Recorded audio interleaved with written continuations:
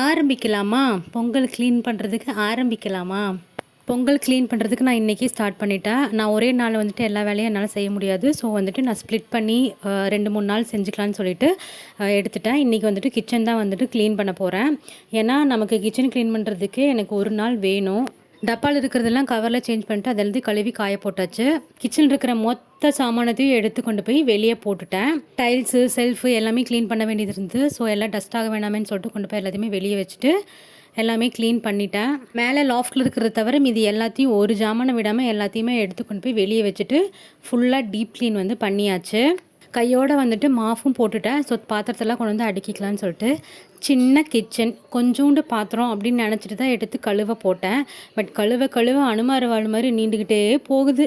கிச்சனுக்கு ஒரு நாள் இல்லைங்க, தப்பு எனக்கு 2 நாள் வேணும். நாளைக்கும் கிச்சன் தான் க்ளீன் பண்ண போகிறேன்.